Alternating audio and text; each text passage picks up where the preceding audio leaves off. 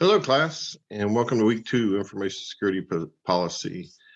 This is just a brief overview for this week as we go through. Remember, last week we looked at the Sarbanes-Oxley Act and some of the benefits of certification.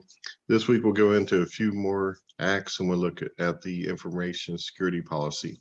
So our goal is to look at the importance, creation, modification, role of the Information Security Policy, and dive further into information security management system.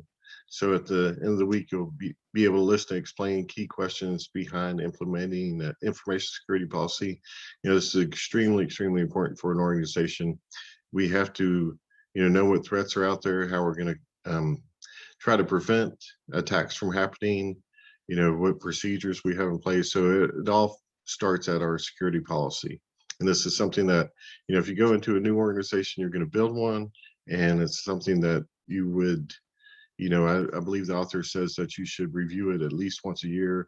I think ours is reviewed quarterly, so depending on your organization, how big it is and what kind of information you have, will determine the regulations, certifications you need, whether you're publicly traded, etc. But it is extremely important. It's where everything builds off of the information security policy. So the readings from IT governance and internal guide include information security policy and scope, the risk assessment and statement of applicability. And so we have to look at our risks, to be able to decide our policies. Of course, we'll have to look at our mobile services. In the modern world, there's more and more mobile services and connecting from, all different kinds of devices to our network. And of course, human resources security. I'm sure that you've read, with quite recently, we had an attack where there was a hacker pretending to be our CIO, believe it or not, and then texting people and not contacting through email, texting their phone and asking them to do various tasks. And so it's very important, to look at the human resources aspect and mobile services as well.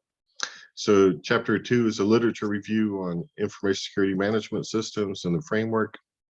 And then there's also the LinkedIn Learning implementing information security program to protect against cyber attacks. The LinkedIn Learning are pretty good resources. Hopefully you used those before. If not, create your account. And it's always something you can put on your resume as well or add to your LinkedIn profile. And so those are always good. Well, there'll be 2 discussions this week. One, of course, on information security policy, and you'll review the reason, importance, and possible additions to the key questions when initiating initial policy statement. So that's really, like I said, for a new company, you're going to go in there and create your policy statement.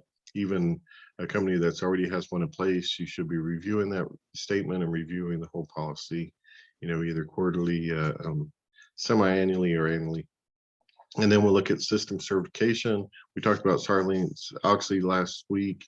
This week, we'll look at the importance of the ISO, CNSS, and ISACA components and how they relate to IT security and system certification. And then the assignment will be on information security policies, so allows you to, go and do some research at the library and look at information security policies. There's similarities and differences across different industries. And again, I discussed, I worked in the telecommunications field for 25 years, and we had to follow FCC regulations and PUC regulations at the state level. So since we're a national company, or actually worldwide company, nationally, we had to focus both on FCC and then also state regulations as well. And so in each state we had service, we had to follow those PUC guidelines and regulations. And then we also had to follow the European Union regulations for our assets over in Europe.